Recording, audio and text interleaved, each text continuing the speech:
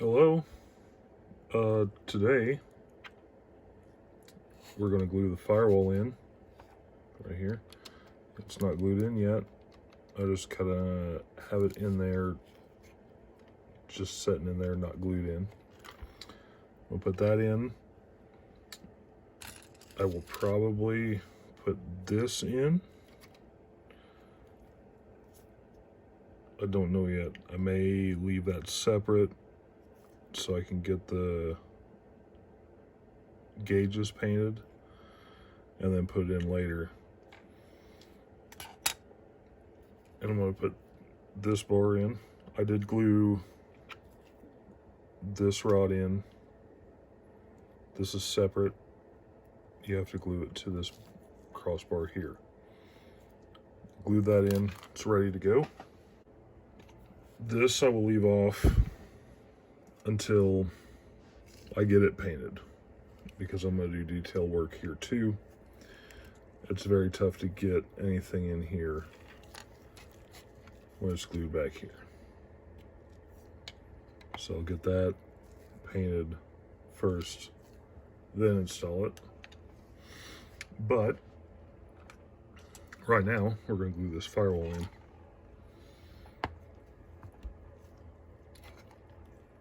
So what I'm going to try to do is get it lined up. There's lines that come across there, and if you see that,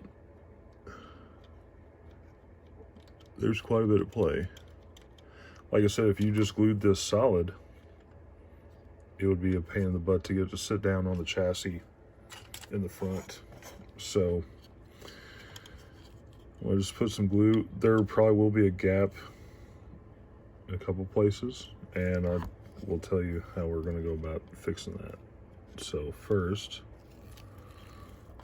get some glue down in here.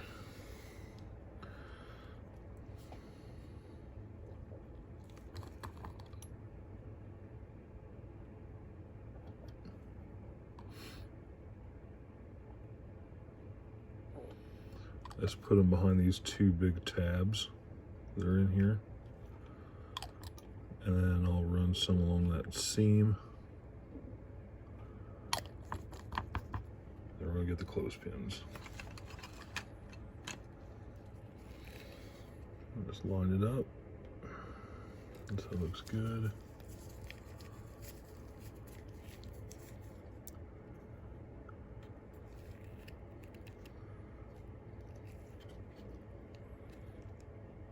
You may not even need the clothespins.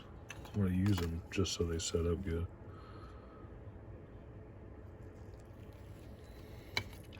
All right. So that is pretty much how I'm going to leave it. I'll fill it in. I told you about Sprue Glue last time, which is this glue with just styrene put in it, and it makes this kind of stringy plastic glue type stuff, but it's an excellent filler. It's an excellent bonder. It will strengthen joints if you need anything strengthened, so it's a good thing to use. Actually, I said that would be everything I would do. I need to put this in yet too, but I'll let that dry, and then I'll put this in. This will be left over here. This will be left over here.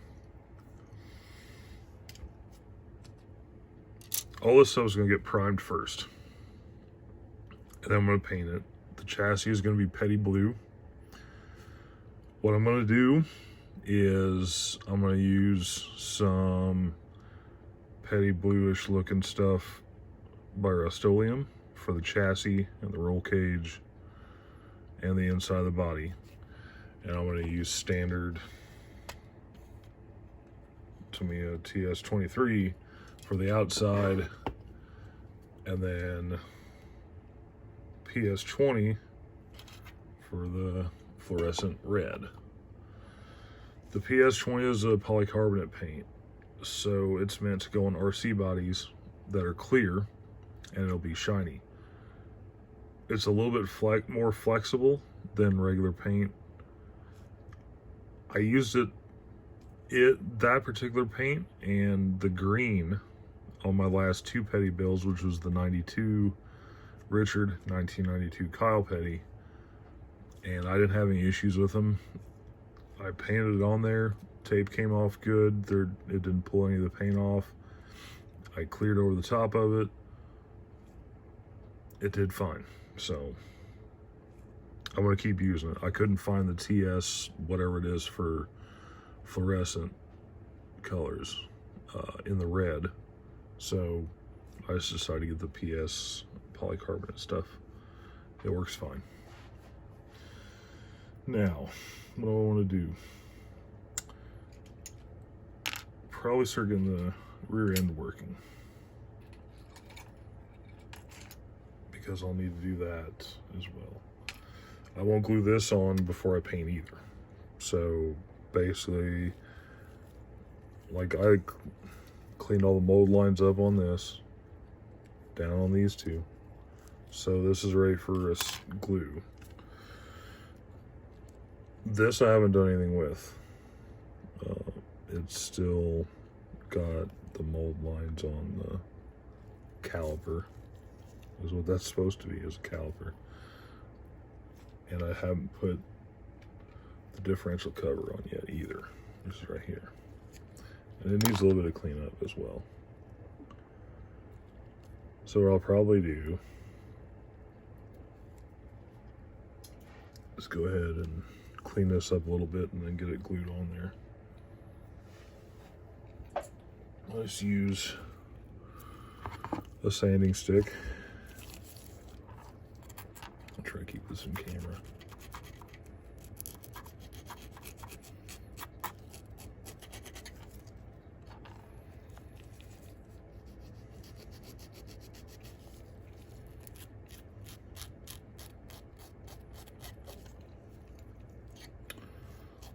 So also, and this is quite a bit down the road, but I've decided that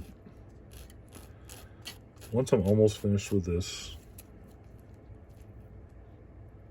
like when I get down to, like, everything's painted, everything's assembled, and the only thing I got left is decals, I'm going to do a live video of me putting on decals. I've never done a live video before. I've barely done any just normal YouTube videos, so it should be interesting. We'll see how it goes. I think what I'm going to do, another good thing about this is not only will it fill in gaps, but it's thicker, so it kind of holds stuff in place a little bit better. So what I'll do is I just put some of that on there and get a little tab on this rear end. It'll go in a notch. Alright. So I'll try to get it lined up good. That's not 1 and 2. Okay. That's pretty good. So that will almost be ready to get mounted here. Just goes on these little pegs, and I'll glue this together before I paint it as well, because when you glue plastic on plastic without paint, it holds together a lot better. If you do it where it's a painted surface, it tends to not adhere to itself very well. Also, what I'm going to do is I want to lower the suspension on this car. I'll show you how to do that when I do that. Basically, for the back, you cut the springs, the top part of this. I got this little slide ruler. Usually I do it 1/16 of an inch or 2/32, Sometimes I'll do 3 30 seconds. It just depends on how I want it to look. Most of the time, it's 2 30 seconds.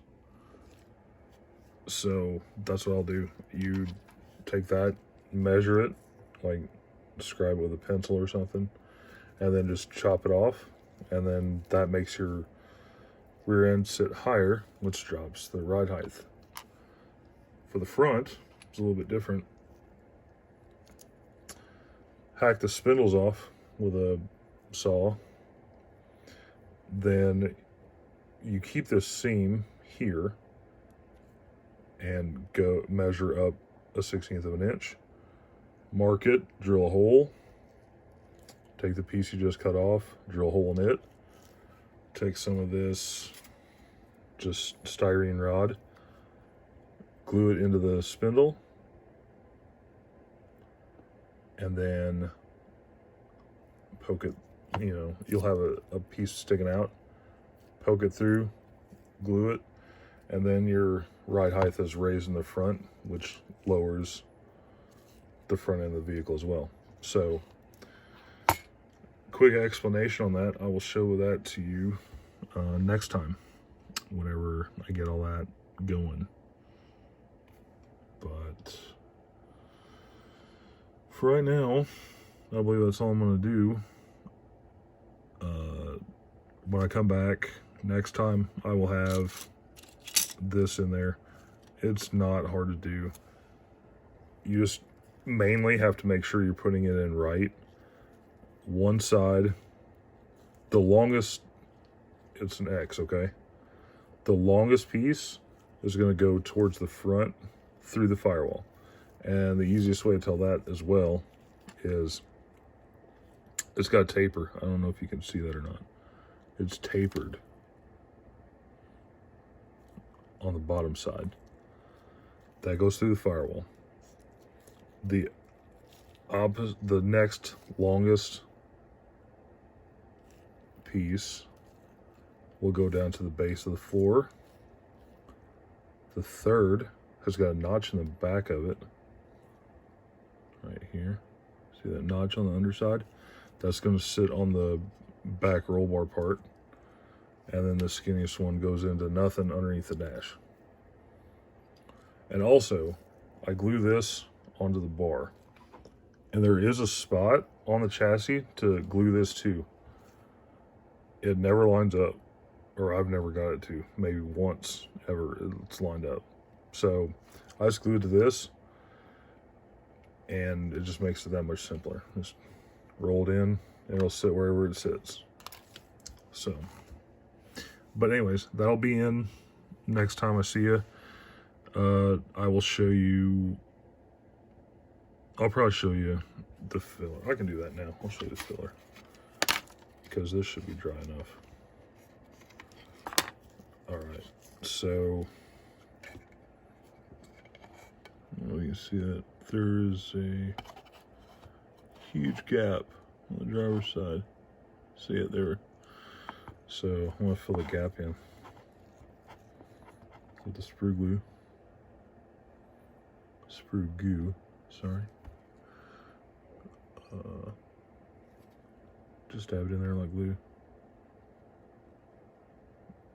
and it'll fill in the parts. Oh, you're not even seeing any of this.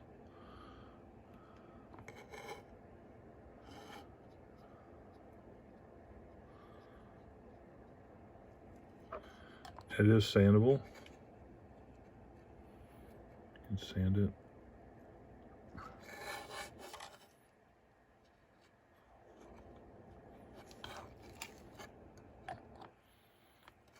I'm trying to keep it in focus, but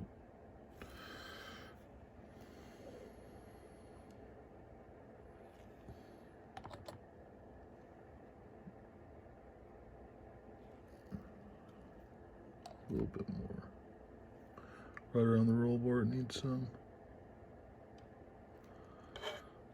Okay, that's taken care of. So I got it on the other side. A little bit.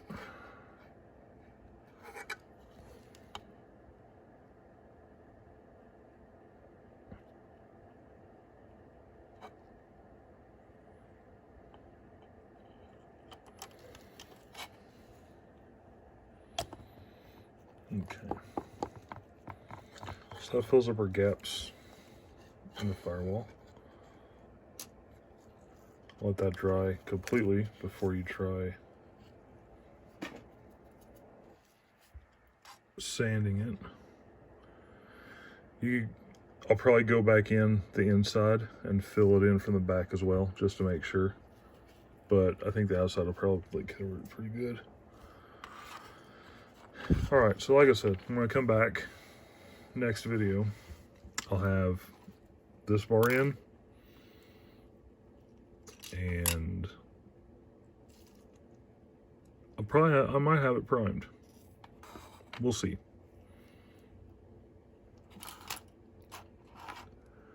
But that's all I got now. Have a good one. Thank you.